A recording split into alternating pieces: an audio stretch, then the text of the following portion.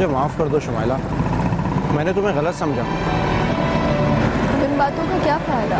अब मैं तुम्हारी नहीं किसी और की बीवी हूँ। शुमाइला, अगर तुम चाहो तो हम दोनों एक बार फिर से एक हो सकते हैं। क्या कह रहे हो तुम? ऐसा कैसे हो सकता है? मैं शहरियार के साथ खुश हूँ।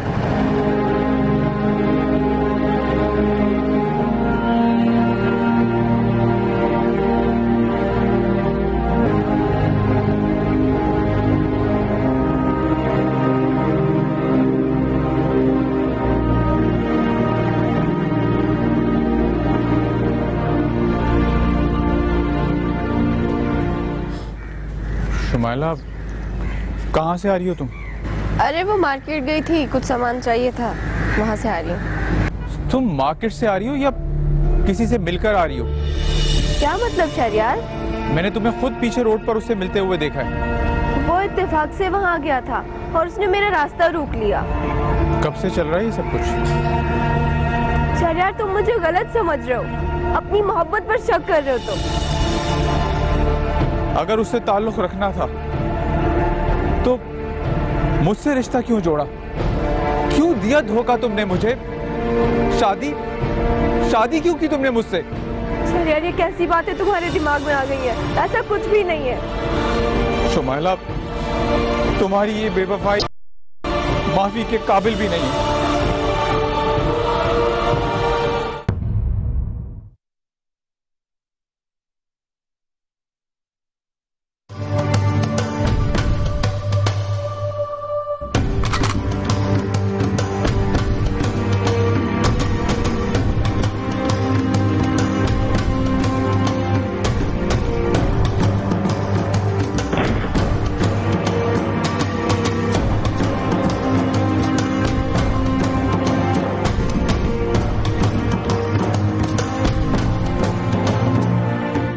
शुमाइला की अपनी दूसरी शादी के बाद अपने पहले शौहर अजीम से ये एक इत्तफाकिया मुलाकात थी। अजीम ना सिर्फ अपने रवैये पर शर्मिंदा था, बल्कि उसने अपनी गलतियों की माफ़ी भी मांगी और पर बहुत जोर दिया। इत्तफाकन शुमाइला के शौहर शहरियार ने ये सब कुछ देख लिया। उसके बाद हमने देखा कि किसी ने शुमाइला को कत्ल कर दिया। आखिर वो कातिल कौन था और उसने शुमाइला को क्यों कत्ल किया? इन सबको जानने के लिए हमें चलना होगा कहानी के पीछे।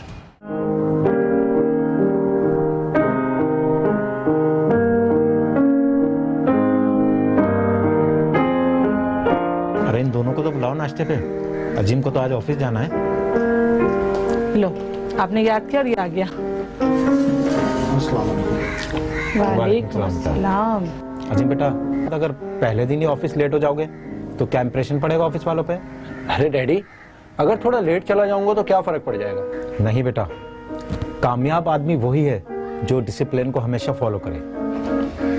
शुमाइला, जाके एक गिलास दूध लेकर आओ अजीम के लिए। जी अम्मी। अम्मी, मुझे दूध नहीं पीना। पहली दफा जब मर्द काम पे जाता है ना तो एक गिलास दूध पी के जाता है, क्योंकि अच्छा शगुन होता है बेटा।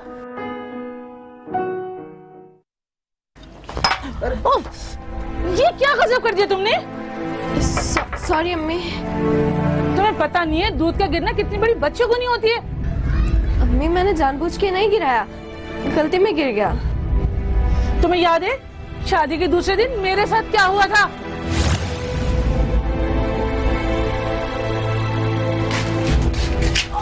अरे क्या हुआ अम्मी? एक मिनट, आहिस्ता आहिस्ता बैठे, इधर बैठे, आराम से बैठे अम्मी, आराम से। अरे नहीं कर भाई, तो मोच आ गई है, मैं भी मरहम लगा देता हूँ, आराम आ जाएगा। रहने दे अजीम, रहने दे। तेरी बीवी के कदम ना इस घर में आए ना, ये बिल्कुल अच्छा नहीं है।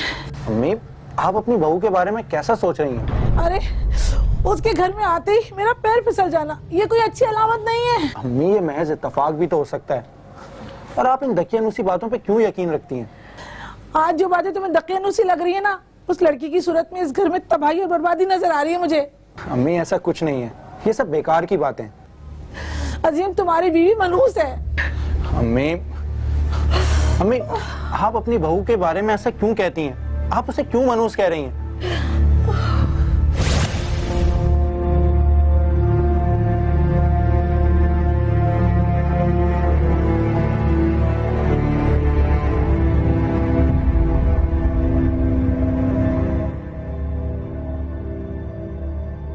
तुम इसे क्या कहोगे? क्या ये महज इत्तेफाक था? देखो बेटा, इसकी एक एक बात सच होती है। क्या डैडी, आप भी अम्मी की बातों को सच समझते हैं? ये तो कुछ समझने को तैयार ही नहीं है। मेरी तो खुद समझ में नहीं आ रहा, बस अल्लाह रहम करे हम लोगों पे।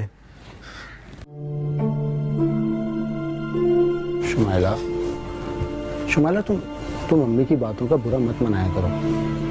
देखो, तुम्हें पता है ना अम्मी पुराने ख्यालात की। मुझे सब पता, कौन क्या कहना चाहता है। अच्छा, अपना मूड ठीक करो, मैं ऑफिस जा रहा हूँ, जल्दी आ जाऊंगा। हाँ तो जाओ ना, किसने रोका है? अगर तुम ऐसे करोगी तो मैं कैसे जाऊँ? अच्छा देखो, कोई भी बात हो ना तो मुझे कॉल करना, मैं आ जाऊंगा। अच्छा बाबा, अब तो मुस्कुरा दो। देखो ऐसे, ठीक है?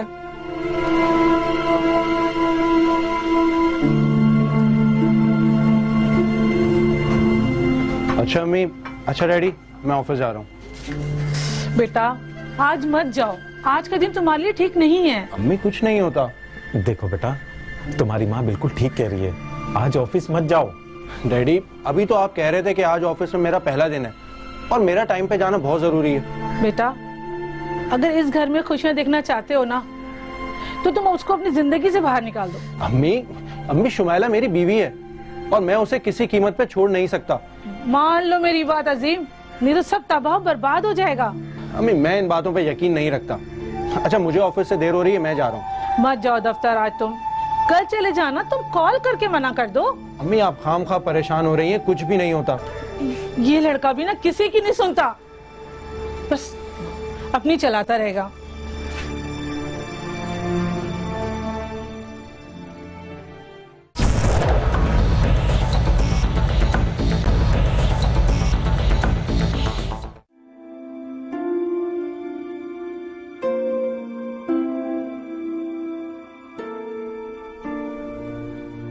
बेटी लड़का अच्छा खाता कमाता है, अच्छी जॉब है, ऐसे रिश्ते तो बहुत नसीब वालों को ही मिलते हैं। अम्मी आप जानती तो है ना कि मैं शरियार से मोहब्बत करती हूँ। बेटी सिर्फ मोहब्बत से जिंदगी नहीं गुजरती, अच्छी और खूबसूरत जिंदगी जीने के लिए पैसा बहुत ज़रूरी है। अम्मी आप मुझे ये बताइए, क्या हम पैसों से अपनी जिंदगी की खुशियाँ खरीद सकते हैं? आजकल जिसके पास पैसा है ना, दुनिया उसे। अम्मी शरियार गरीब माँ बाप का बेटा ज़रूर है, लेकिन वो पढ़ा लिखा है, उसे अच्छी नौकरी ज़रूर मिलेगी। शुमाइला और कितना इंतजार कराओगी तुम? अरे तुम्हारी उम्र निकल गई ना, कोई तुम्हें पूछेगा भी नहीं। अम्मी मुझे क्या लेना देना किसी और से, जब मुझे पता है कि मुझसे शरियार ही शादी करेगा। आए हाय, अरे ख्याली पुलाव पकाना छोड़ दो, शादी ब्याह के लिए ना बहुत सारे पैसे चाहिए होते हैं। अम्मी पैसे का क्या, आज एक के हाथ में तो कल किसी और के हाथ में। अरे लड़की आए दिन तो उसकी किराया ना देने पर मालिक मकान से झिकझिक होती रहती है। अरे जो शख्स किराया नहीं देता हो वो भला तुझे क्या देगा? अम्मी मुझे पता है वो मेरे लिए कुछ भी कर सकता। कुछ नहीं कर सकता तेरे लिए वो, और आइंदा ना मैं एक लफ्ज नहीं सुनूं। अम्मी मैंने कह दिया ना, अब तुम एक लफ्ज भी नहीं कहना। और हाँ, अगर तुम्हारे में हिम्मत हो ना मुझसे बगावत करने की तो कर लेना, वरना जहां मैं कहती हूँ ना चुपचाप उससे शादी कर लेना। ठीक है अम्मी, जब आपने फैसला कर लिया तो मैं आपके खिलाफ कैसे जा सकती हूँ? और फिर भी मैं नहीं चाहती कि आप किसी के सामने शर्मिंदा हो। देख बेटा, जोड़े तो आसमान पे बनते हैं ना, और हो सकता है अजीम तुम्हारे ही नसीब में लिखा हो। मानती हूँ अम्मी कि नसीब से कोई नहीं लड़ सकता, और जब मेरे नसीब में अजीम ही लिखा है तो मैं क्या कर सकती हूँ? बेटा मैं तुम्हारी माँ हूँ, भला कोई माँ अपनी बेटी के लिए बुरा सोच सकती है? ये बहुत अच्छा रिश्ता है, तू बहुत खुश रहेगी यहाँ पर। मुझ पर नसीब का अगर नसीब खुलना होता तो शहरियार मेरे नसीब में होता। यार शुमाइला को फोन करता हूँ, क्या कर रही है?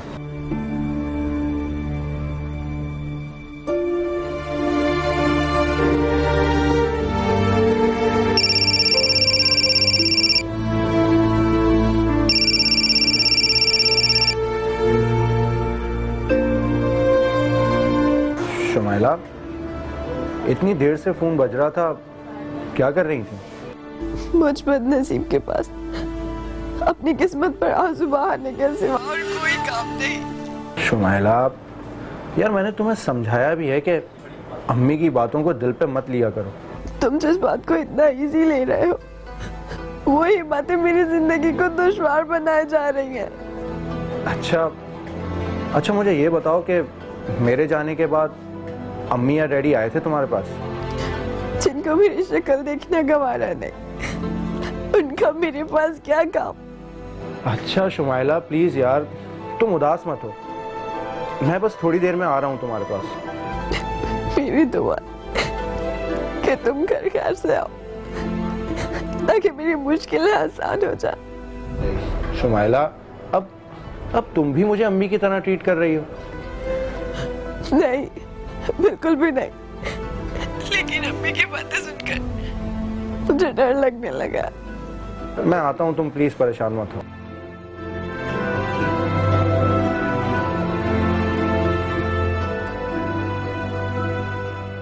शुमाइला ने एक सादतमंद बेटी की तरह अपनी माँ के हुक्म को अपना मुकद्दर समझा। शुमाइला की माँ ने इसके अच्छे मुस्तकबिल की तवक्का करके जिस घर में इसे भेजा था, वहाँ शुमाइला को जाते ही मनहूस करार दे दिया गया।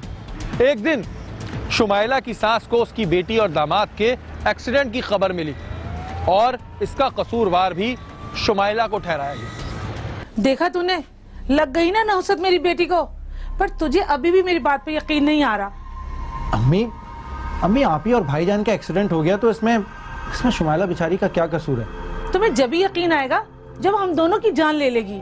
अम्मी आप कैसी बातें कर रही हैं? अल्लाह आप दोनों को लंबी उम्र दे, बल्कि मेरी उम्र भी आप दोनों को लग जाए। तो बेटा तू अपनी माँ की बात क्यों नहीं मान लेता? डैडी आप भी इन दकियानूसी बातों पे बिलीव करते हैं? उस मनूस के कदम जब तक इस घर में है ना, इस घर के साथ कुछ ना कुछ बुरा होता रहेगा। अच्छा अम्मी प्लीज, आप कम से कम शुमाइला को बार बार मनूस तो मत बोलो। अरे मनूस को मनूस ना बोलूं तो क्या बोलूं? तुम्हारे बहनों की जान जाते जाते बची है। देख बेटा, इससे पहले कि कोई और बड़ा नुकसान हो, तू उसे छोड़ क्यों नहीं देता? अरे डैडी, मैं उसे नहीं छोड़ सकता। देख ले, आप माँ बाप से ज्यादा अजीज है अपनी बीवी। अम्मी आप दोनों मुझे अपनी जान से ज्यादा अजीज हैं। तो बेटा तू अपनी माँ की खुशी के लिए इतनी सी कुर्बानी नहीं दे सकता? प्लीज मुझे कोई ऐसा फैसला करने पे मजबूर मत करें जिससे मेरा अल्लाह मुझसे नाराज हो जाए। हम कुछ गलत नहीं कह रहे बेटा, तू क्यों अपनी परेशानियां और हमारी परेशानियां बढ़ाना चाहता है? डैडी आप लोग अपनी हर परेशानी और अपनी हर मुसीबत को शुमाइला से क्यों जोड़ देते हैं? आखिर उसमें उसका क्या कसूर है? तुम्हारे दिल और दिमाग में ना शुमाइला ने जादू कर रखा है, तुम्हें हमारी बात समझ में नहीं आती। मैं कुछ समझना भी नहीं चाहता। दिमाग तो देखे इसका।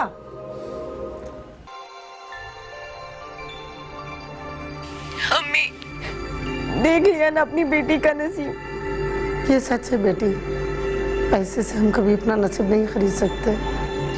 अब इस घड़ी में मेरी जिंदगी अजाब बन के रह गई। सब्र करो और हिम्मत से काम लो। अजीम तो तुम्हारे साथ है ना? उन्हीं की वजह से तो मैं यहाँ रुकी हूँ। काश मैंने तुम्हारी बात मान ली होती तो तुम्हें ये दिन नहीं देखने पड़ते। मैंने तो इसे अपनी किस्मत समझ कर कबूल कर लिया, लेकिन आप भी मेरे लिए दुआ क्या करें। जरूर करूंगी बेटा, दुआ से तो इंसान की तकदीर ही बदल जाती है। बिला वजह मैंने आपको भी परेशान कर दिया। हाँ बेटे, इस मुसीबत और परेशानी का मुकाबला सब्र से करो। ठीक है अम्मी, मैं किसी दिन उनके साथ घर आऊंगी। हाँ जरूर आना, मैं तुम्हारा इंतजार करूंगी। आप मेरे लिए दुआ करें कि अब आगे ऐसा कुछ भी ना हो। इंशाल्लाह अब ऐसा कुछ नहीं होगा। क्या हुआ आपको? या अल्लाह रहम, या अल्लाह रहम। अजीम जल्दी आओ, देखो तुम्हारी डैडी की तबीयत खराब हो रही है। अजीम जल्दी, या अल्लाह संभाले अपने आप को। क्या हुआ डैडी को? देखो उनको क्या हो गया। डैडी इनकी तबीयत खराब हो रही है। अम्मी लगता है डैडी को हार्ट अटैक हुआ है, इन्हें फौरन अस्पताल लेके जाना होगा। डैडी, अजीम मेरा कुछ हुआ ना, मैं अभी एम्बुलेंस को कॉल करता हूँ। मैं तुम्हें माफ नहीं करूंगी। अम्मी डैडी को कुछ नहीं होगा, परेशान मत हो। या अल्लाह। हेलो जी, मैं हाउस नंबर 15 से बात कर रहा हूँ जी। प्लीज जल्दी आ जाए, इमरजेंसी है जी। बेहतर। डैडी, डैडी हौसला।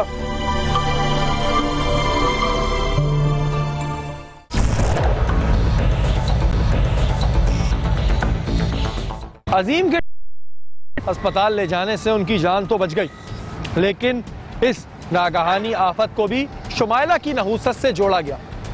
एक के बाद एक वाक़े ने अजीम को भी परेशानी से दो चार कर दिया।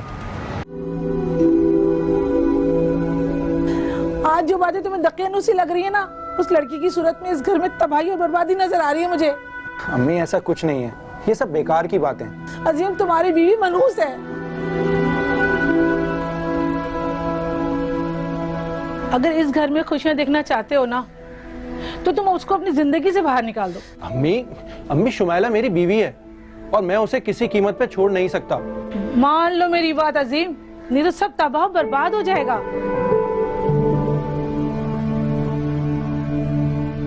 देखा तूने, लग गई ना नौसत मेरी बेटी को, पर तुझे अभी भी मेरी बात पे यकीन नहीं आ रहा। अम्मी आप ही और भाईजान का एक्सीडेंट हो गया तो इसमें शुमाइला बेचारी का क्या कसूर है? तुम्हें जब भी यकीन आएगा जब हम दोनों की जान ले लेगी।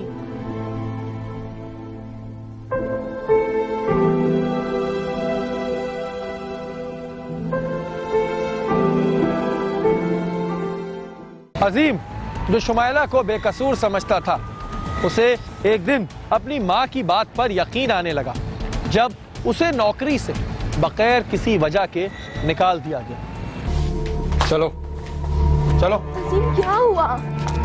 क्या हुआ अजीम? अम्मी आप ठीक कहती थी, इसी की वजह से हापी और जांजेब भाई का एक्सीडेंट हुआ और डैडी को हार्ट अटैक भी इसी की वजह से आया। और जब से ये इस घर में आई है, हमारे घर का सुकून बर्बाद हो गया है। अजीम आप भी फिर इस तरह बोलेंगे? शुक्र खुदा का बेटा, आखिर तुम्हें अपनी माँ की बात पे यकीन आ ही गया। और डैडी आज इसी की वजह से मुझे नौकरी से भी निकाल दिया है। मैं तो तुम्हें पहले खबरदार कर रही थी, पर तुमने सुना कब? अम्मी इससे पहले कि अब हमारे घर में कोई और तबाही आए, मैं इसका इंतजाम करके आया हूँ। ये लो डिवोर्स पेपर और जान छोड़ो मेरी। नहीं, आप मुझे तलाक नहीं दे सकते। अब कुछ नहीं हो सकता, निकलो यहाँ से। अम्मी प्लीज मुझे समझाइए। अम्मी ये क्या कर? अम्मी तुम ऐसा नहीं कर सकते, तुम मुझे तलाक नहीं दे सकते। अम्मी समझाइए इसे, पापा समझाइए अजीम को। बस करो शुमाइला, बेटा कब तक इस तरह आंसू बहाती रहोगी? कितने दिन हो गए हैं, अपने आप को संभालो बच्चे। हमें मेरी गलती क्या थी? अजीम ने जो कुछ भी मेरे साथ किया अपनी माँ बाप की मोहब्बत में किया। या अल्लाह, तेरी कैसी आजमाइश है मेरे अल्लाह। मैंने तो अपनी बच्ची का नसीब अच्छा मांगा था। सब्र कर मेरी बच्ची। अम्मी मार डालो मुझे नहीं जीना, मनहूस हूँ मैं। अरे नहीं बेटा, तो कोई मनहूस नहीं है और मरे तेरे दुश्मन। या अल्लाह क्या करूं? मैंने तो अपने बच्चे के अच्छे नसीब की कितनी दुआएं की थी। अम्मी मेरा कसूर क्या था? नहीं बेटी, कसूर तुम्हारा नहीं है, मेरा है। अरे जो मैंने तुम्हारी खुशी पर गलत को तरजीह दी। अम्मी मैंने आपसे पहले भी कहा था, गलत खुशियों का नेमुल बदल नहीं होता। हाँ बेटा, तुम ठीक कहती हो। बस अब तुम सब्र करो। जैसे ही शुमाइला की इद्दत खत्म हुई, शुमाइला की जिंदगी में एक नया मोड़ आया। शुमाइला जो शादी से पहले शहरियार से मोहब्बत करती थी, उसकी माँ ने शुमाइला और शहरियार की शादी करा दी। दोनों कुदरत के इस मिलाप पे बहुत खुश थे और जैसे ही शहरियार की जिंदगी में शुमाइला आई, शहरियार का नसीब जगमगा उठा।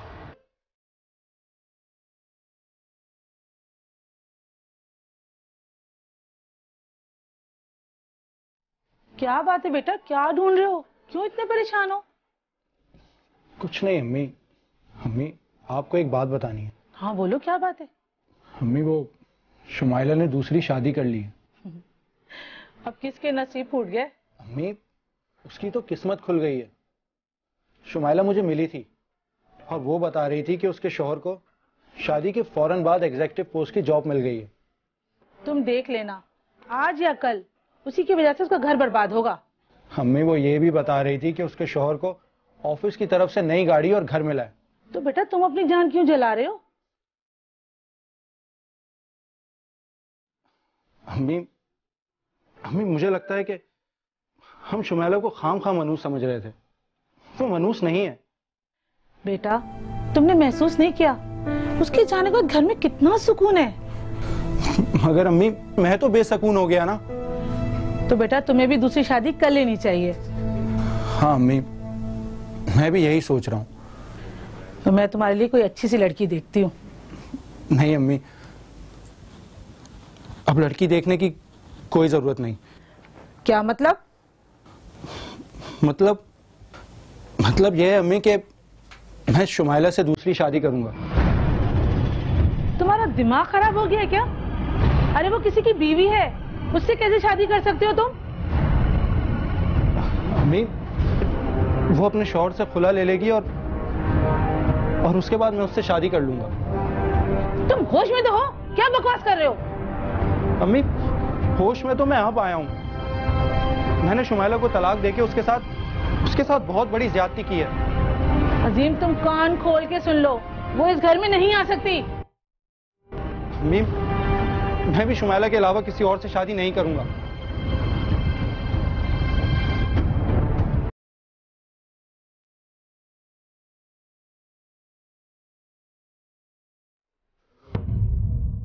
शहरयार तुम अपनी मोहब्बत को बेवफा समझ रहे हो। कोई तो वजह होगी जिसने तुम्हें मुझसे बेवफाई करने पर मजबूर कर दिया। नहीं शहरयार, मैं तुमसे बेवफाई करने का तसव्वुर थी। तो फिर उससे ये मिलना, ये सब क्या है? मैंने कहा ना कि वो वहां आके मेरा रास्ता रोक लिया था उसने तुम्हें जबरदस्ती रोका और तुमने उसकी बात मान ली। मैं कैसे समझाऊं तुम्हें? अब मुझे समझाने का कोई फायदा नहीं है। आज मुझे एहसास हुआ कि मैंने तुमसे शादी करके कितनी बड़ी गलती कर दी। प्लीज यार मैं अब तुम्हें यहाँ कैसे समझाऊं? हम घर चल के बात कर लेते हैं, मोहल्ले वाले क्या समझेंगे? चलो।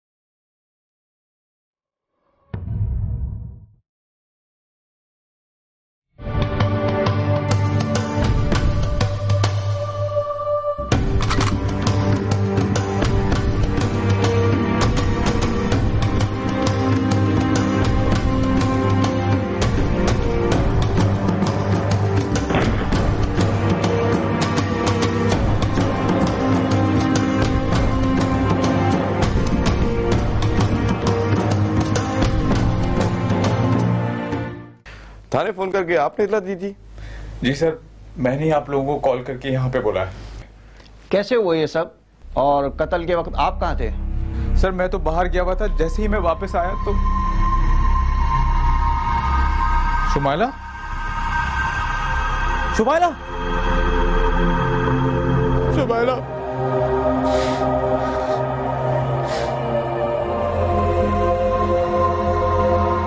मैंने अपनी बीवी को इस हालत में देखा तो फिर मैंने आपको फौरन कॉल किया। आसिफ, डेड बॉडी के पास से कोई आला कत्ल मिला?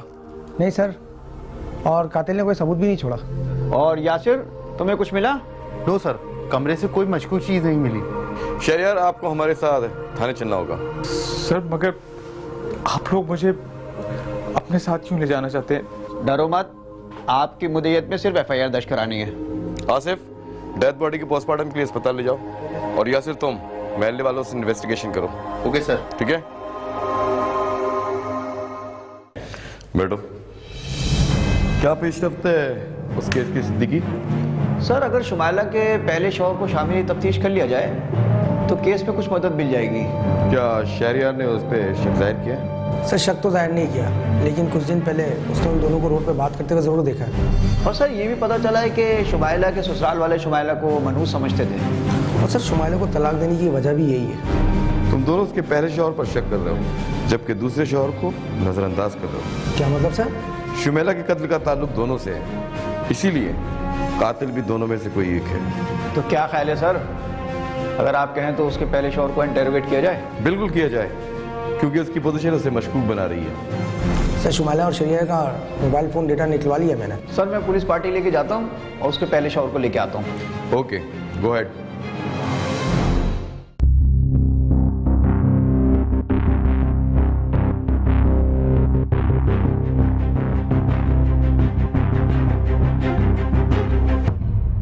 उसने कुछ बताया?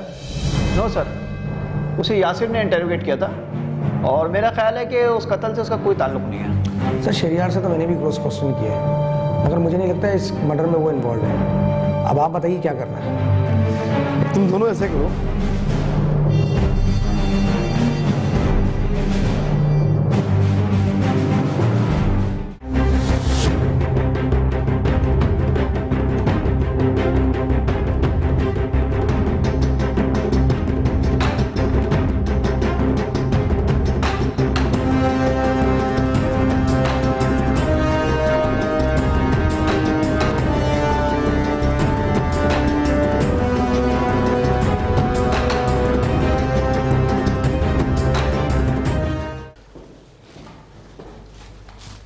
बैठो। हमारी मेहनत रायगा नहीं गई। किस लिए आया आसिफ? सर शुमाइला का कातिल पकड़ लिया गया। क्या? ये तो बड़ी कामयाबी है हमारी। सर शहरियार के मोहल्ले में एनी शाहिद ने कत्ल शहरियार के घर से कातिल को निकलते हुए देखा था।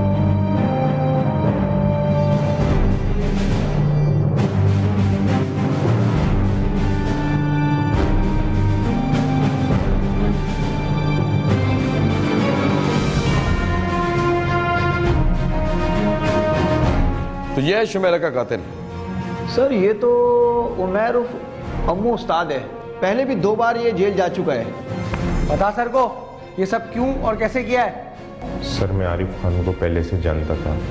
एक दिन जब वो शुमाइला की तरफ से बहुत परेशान थे, वो नहीं चाहते थे कि शुमाइला के मनहूस कदम इस घर में दोबारा दाखिल हों। आरिफ साहब, आप बिल्कुल परेशान नहीं हो, समझे आपका काम हो गया।